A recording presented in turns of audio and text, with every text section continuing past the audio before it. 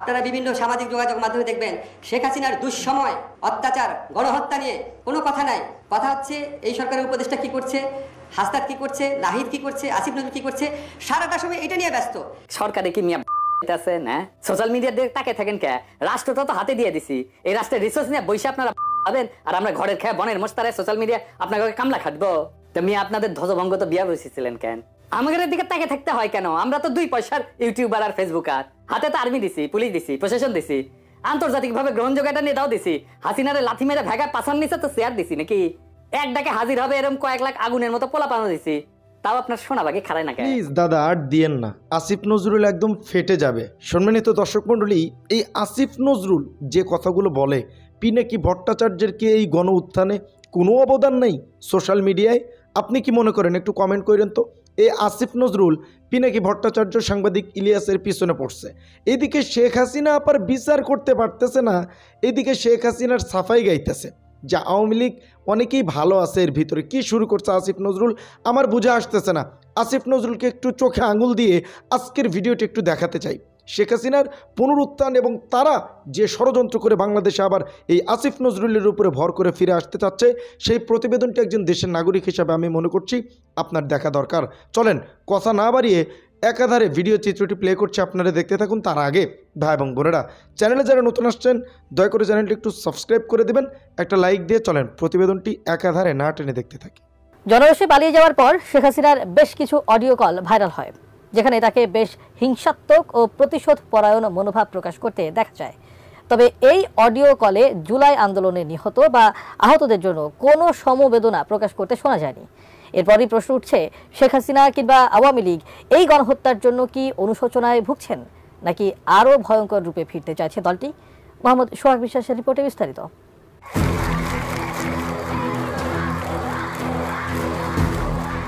বৈষম্যবিরোধী ছাত্র আন্দোলন দমনে আওয়ামী লীগ সরকার দেশ জুড়ে হত্যাকাণ্ড চালিয়েছে। এই হত্যাকাণ্ড নিয়ে ক্ষমতাচ্যুত দলটির কোনো অনুশোচনা আছে কিনা বা আবার রাজনীতিতে ফেরার কোনো সুযোগ আছে কিনা এমন প্রশ্ন বিভিন্ন মহলে। তবে বেশিরভাগ রাজনৈতিক নেতারাই মনে করছেন দলটি গত 15.5 বছর দেশের মানুষের উপর যে নির্যাতন চালিয়েছে, বিশেষ করে ছাত্র জনতার গণ আন্দোলনে যেভাবে হত্যাযজ্ঞ চালিয়েছে, তাতে করে এখনই দলটির ফিরে আসার তেমন কোনো সুযোগ নেই। বিগত কর্মকাণ্ডের জন্য আওয়ামী লীগ অনুতপ্ত কিনা তা নিয়ে এখন প্রশ্ন উঠতে শুরু করেছে। তবে এখন পর্যন্ত অনুশোচনা তো দূরে থাক, বরং আওয়ামী লীগ নেতাদের আরও হিংসাত্মক বক্তব্য ভাইরাল হচ্ছে সামাজিক যোগাযোগ মাধ্যমে। এই পুরো বিষয়টিকে ষড়যন্ত্র হিসাবেও মনে করছেন তারা। বিশ্লেষকরা বলছেন, ক্ষমা না চাইলে মাঠের রাজনীতিতে ফেরা আওয়ামী লীগের জন্য বেশ কঠিন হয়ে যাবে, কেননা দলটি দেশের মানুষের আস্থা এরই মধ্যে হারিয়ে ফেলেছে।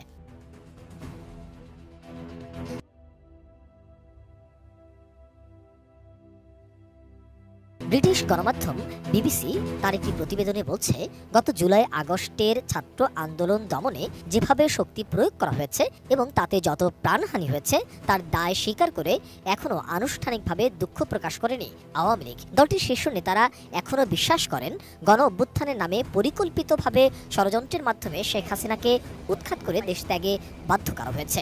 একই পরিকল্পনার অংশ হিসাবে শেখ হাসিনা সহ দলের নেতাকর্মীদের নামে মামলা দিয়ে বিচারের কাঠগড়ায় দাঁড় করানোর মাধ্যমে আওয়ামী লীগের রাজনীতি নিষিদ্ধের চেষ্টা করা হচ্ছে। একটি কোটা আন্দোলনকে একটি সরকার পরিবর্তনের আন্দোলনে পরিণত করা হয়েছে। এসবের মধ্যে দলটি আবার ঘুরে দাঁড়ানোর চেষ্টা করছে উল্লেখ করে ওই প্রতিবেদন বলছে, এখনই সরকার বিরোধী আন্দোলনে নামার পরিকল্পনা আওয়ামী লীগের নেতাদের মধ্যে আপাতত নেই। দ্রব্যমূল্য, আইন শৃঙ্খলা নিয়ন্ত্রণ সহ বিভিন্ন ইস্যুতে সাধারণ মানুষের মধ্যে যে হতাশা ও অসন্তোষ দেখা যাচ্ছে, সামনে তা আরও বেড়ে অন্তর্বর্তী সরকার কতদিনে জনসমর্থন হারায় সেটি দেখার অপেক্ষা করছেন তারা। কারণ এই সরকারের 3 মাসের কার্যক্রমে মানুষ অতিষ্ঠ হয়ে গেছে, মানুষের জীবন যাপন অসহনীয় হয়ে গেছে। এই অরাজকতার বিরুদ্ধে বাংলাদেশ আওয়ামী লীগ কিন্তু জনগণকে সাথে নিয়ে আমরা কিন্তু কাজ করতেছি এবং আমরা খুব অনতিবিলম্বেই আমরা দেখতে পাবো যে এই দুঃশাসনের অবসান বাংলাদেশে হয়েছে। আওয়ামী লীগ নেতা বাহাউদ্দিন নাসিমের উদ্ধৃতি দিয়ে বিবিসি ওই প্রতিবেদনে বলেছে, টানা 1.5 দশক ক্ষমতায় থাকাকালে কিছু ভুল করার কথা স্বীকার করছেন আওয়ামী লীগের শীর্ষ নেতারা। দলটি এখন আত্মসমালোচনা করে ভুল থেকে শিক্ষা নিয়ে সামনে এগিয়ে যেতে চাইছেন। তবে জুলাই আন্দোলনে তারা যে ভুল করেছেন সেই ভুলের বিষয়টি এড়িয়ে যান এই আওয়ামী লীগের নেতা। সুনির্দিষ্ট পরিকল্পনা করে এটা দীর্ঘমেয়াদী পরিকল্পনার অংশ হিসেবে সম্মানিত দর্শক মণ্ডলী, ভিডিও চিত্রটি দেখছেন, আরও একটি গুরুত্বপূর্ণ প্রতিবেদন আছে, চলেন সেটাও একটু দেখে আসি। গতকালকে আন্তর্জাতিক একটি গণমাধ্যমে যে কথাটি বলেছেন প্রধান উপদেষ্টা, এইখানে কিন্তু একটা বড় ধরনের প্রশ্ন আমাকে সবসময় আমার মনের মধ্যে কাজ করছে। 4 বছর লাগবে সংস্কার করতে? কেন? সংস্কার তো যুগে যুগে বিপ্লব আন্দোলনের নেতৃত্ব দিয়েছে পলিটিক্যাল পার্টি তৈরি করেছে, কনস্টিটিউশন, পার্লামেন্ট। এটা তো আমরা ইউরোপের ইতিহাসে দেখছি, সেই 1215 সাল থেকে এখন পর্যন্ত। এটা তো রাজনীতিবিদদের অবদান।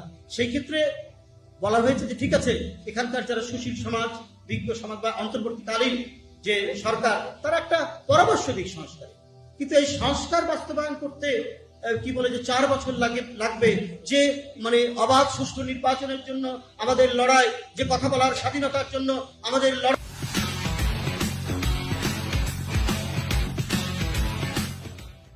যে বাচ্চারা আজকে যাদের 20, 22, 25 বছর বয়স, যারা ভোট দিতেই পারেনি, ভোট দেওয়াই জানে না, তারা আর কতদিন বঞ্চিত? এটা তো অন্তর্বর্তীকালীন সরকার হবে গণতন্ত্রের প্রতীক, গণতন্ত্রের মডেল। তারা সেটি না করে এই যে প্রলম্বিত করা এক ধরনের, আমার মনে হচ্ছে কোথাও জানে একটা কোনো জটিলতা হচ্ছে, যেখানে একটি গণতন্ত্র চর্চা এবং রাষ্ট্রের গণতান্ত্রিক বিকাশ গড়ে তোলার ক্ষেত্রে কোথাও বোধহয় কোনো সমস্যা হচ্ছে। না হলে এই কথাটি উনি কেন বলছেন? কেন তিনি এত লম্বা সময়ের কথা বলছেন? লম্বা সময়ের কথা নয়। সরকারের মধ্যেই কোথাও কোনো জায়গায় ঘাপলা আছে। সরকারের মধ্যেও কেউ নানা ধরনের কোনো কি বলবো, যে কোনো মাস্টার প্ল্যান আছেন কিনা, এইটা এখন আমাদেরকে ভাবিয়ে তুলছে। আমরা এই কথা গতকাল বলিনি, গত পরশু দিনই বলিনি। আমরা বলেছি দ্রুততর সময়ের মধ্যে নির্বাচন। কিন্তু গতকালকের এই কথাটির পর আমাদেরকে সত্যিকার অর্থে ভাবিয়ে তুলছে। উদ্দেশ্যটি কি সেটা মানুষ জানতে চায়। সম্মানিত দর্শক মণ্ডলী, 2টা প্রতিবেদন আপনারা দেখছেন, আমরা আপনাদেরকে দেখানোর চেষ্টা করছি। আমাদের আসিফ নজরুল সাহেব যেভাবে তিনি আওয়ামী লীগকে সম্মান প্রদর্শন করে, আওয়ামী লীগের ব্যাপারে কথা বলে, বঙ্গবন্ধুর ছবি এখনও তার পিছনে লাগিয়ে তিনি কি বোঝাতে চাচ্ছেন, এটা আমার বুঝে আসতেছে না। তো যাই হোক, আসিফ নজরুল যেটাই করলো বা যা কিছু করতেছে, কাজটা ঠিক করতেছে না। পিনাকি দাদার মতো একজন মানুষকে আপনি খোঁচান কেন? নাম ধরে বলতে পারেন না, খোঁচান। তারে চিনেন, ভালো করেই চিনেন, কিন্তু আপনার কাছে এই ধরনের কাজ আমরা আশা করি নাই কখনো। তো যাই হোক, যা করছেন, যা করতেছেন, এগুলো ঠিক করে ফেলান। আর এইভাবে করতে থাকলে আসলে চলবে না, বুঝতে পারছেন? তো আজকের ভিডিও ছিল এই পর্যন্ত। কি বুঝলেন, কি জানলেন, এটা অবশ্যই কমেন্ট করবেন। এরকম নিত্য নতুন আপডেট সবার আগে পেতে আমাদের চ্যানেলটি সাবস্ক্রাইব করে আমাদেরকে সাপোর্ট করবেন। ভালো থাকবেন, সুস্থ থাকবেন। আসসালামু আলাইকুম রহমতুল্লাহি ওয়া বারাকাতুহু।